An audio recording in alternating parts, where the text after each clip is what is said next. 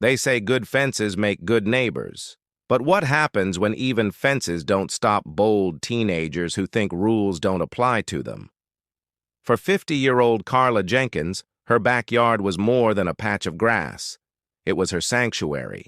She'd worked 30 years as a nurse, saved every penny, and finally bought her dream house in Mesa, Arizona. The crown jewel? A sparkling in-ground pool she maintained religiously. On hot desert afternoons, she'd float with a book in hand, iced tea on the ledge, peace and quiet all around. But peace never lasts when people don't respect boundaries. The first sign was subtle. One evening, Carla came home from work and noticed a wet towel draped over her fence. Strange. Then she spotted an empty soda can near the pool deck. She frowned. Maybe a landscaper had rinsed off? Maybe a delivery guy had cut through? She brushed it off, but the next week, she heard it. Laughter, high-pitched, rowdy, echoing from her backyard. Carla peeked out her kitchen window and froze. 3 teenage boys were in her pool, splashing like it was a public water park.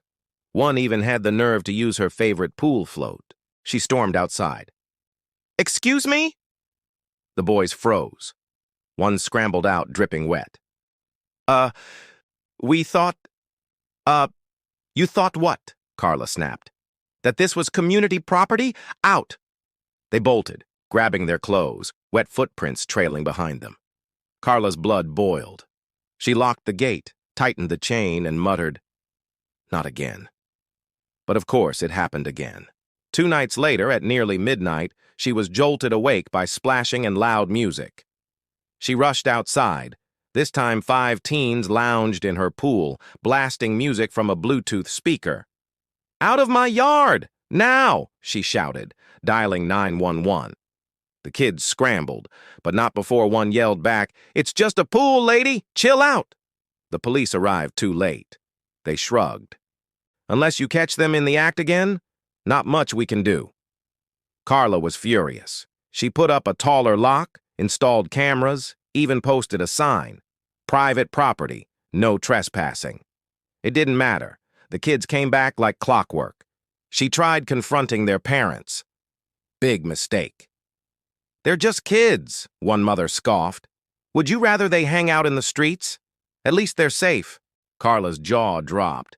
"Safe? They're trespassing on my property." The father chimed in, arms crossed. "Maybe if you weren't so uptight, this wouldn't be an issue."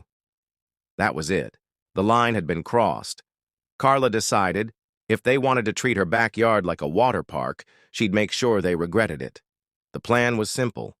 Brutal, but simple. Step 1. She bought motion-activated sprinklers. Not regular sprinklers.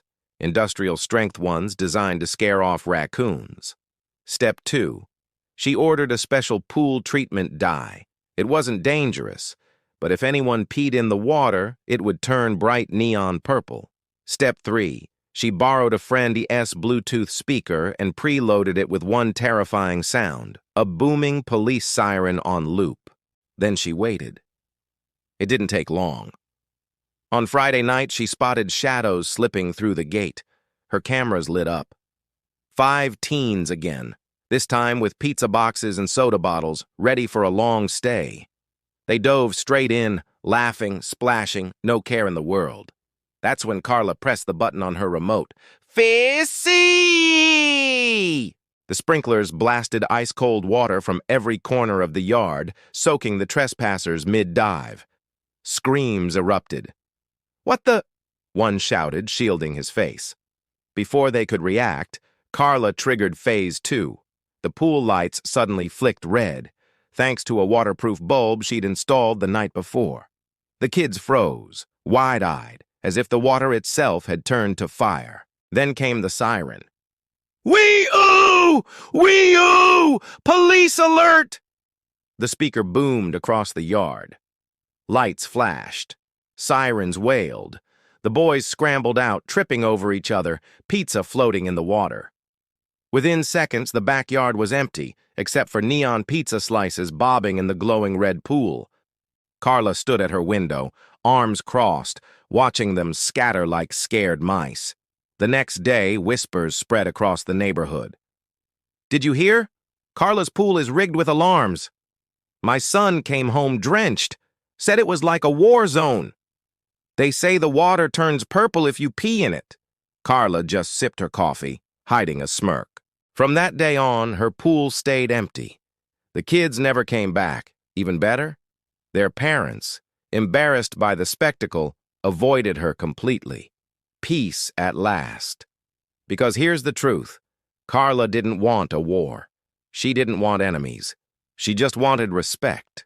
And sometimes when people don't respect your boundaries, the only way to teach them is to make breaking them unforgettable. Was her payback brutal?